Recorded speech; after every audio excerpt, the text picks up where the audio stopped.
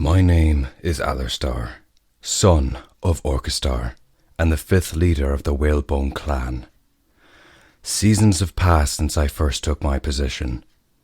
It feels like a lifetime ago. I suppose it would, though. Age isn't the only thing that's weighing me down.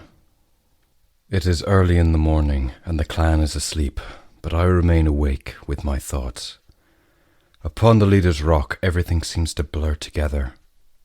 And then, out of the corner of my eye, I see a light shining on the shore. It's calling me. Something thick and stifling settles in the air. There is a deep unease. I can feel it in the grass beneath my paws. I must find the cause. Something is telling me to.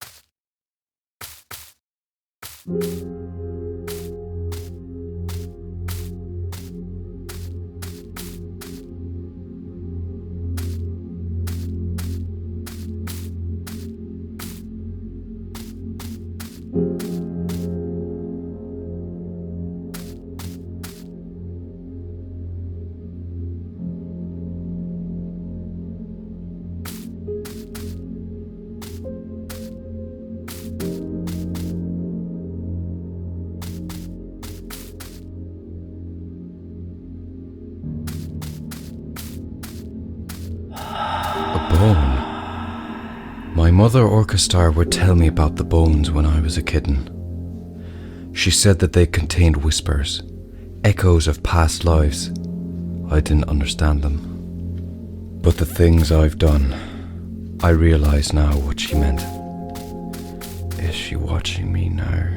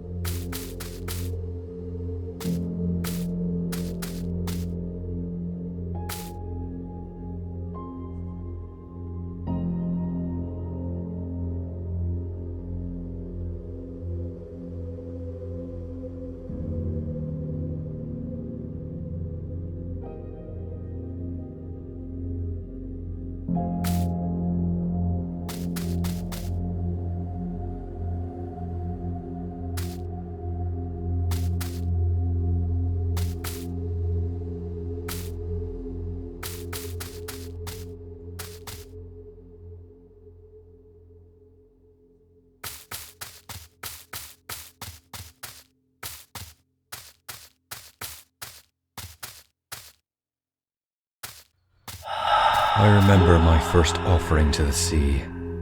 Gilpaw, an apprentice fresh out of the nursery, 6 months old. As is custom, new apprentices are sent into the territory alone for their trial. Not many make it back in the morning. Gilpaw admired me from the moment he could talk.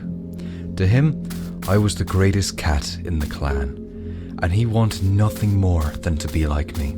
Softened by this kit's enthusiasm, I rather foolishly made him my apprentice. His enthusiasm wasn't enough to return to camp come dawn. I told myself I was just doing as my mother had, and as her mother before her had. What must be, will be.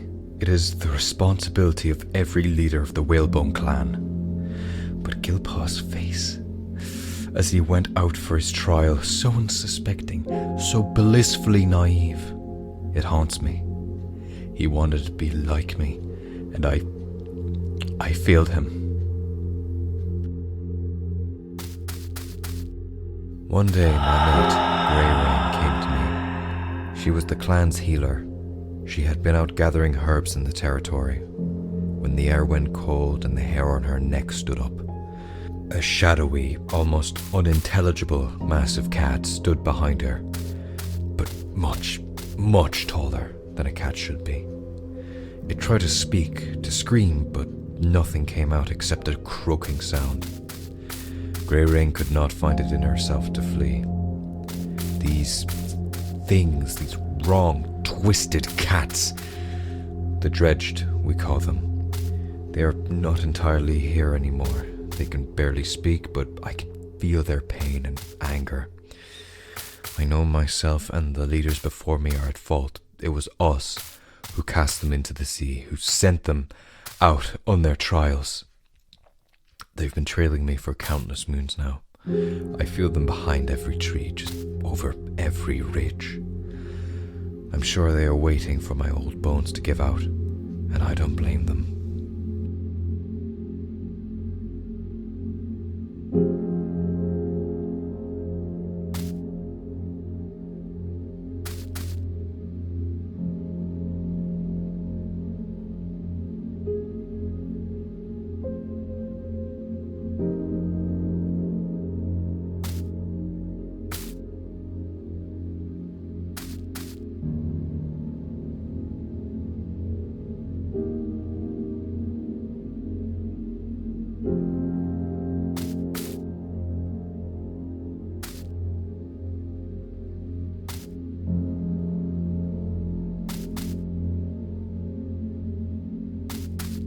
I have made so many mistakes.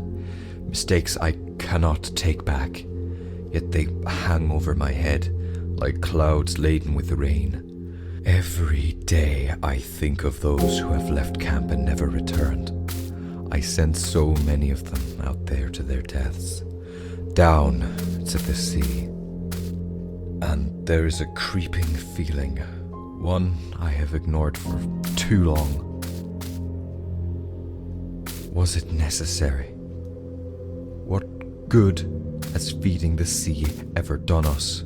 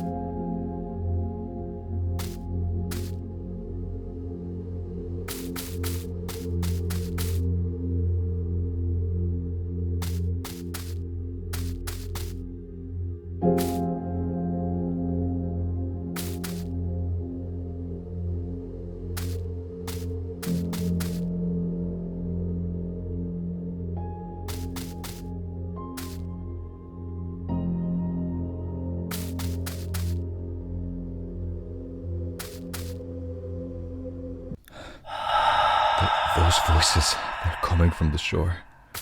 I can barely hear what they're saying, but I can't get them out of my head. They're so loud now, so close, yet I know the sea is calling from far away. I must go to them, down to the great bones.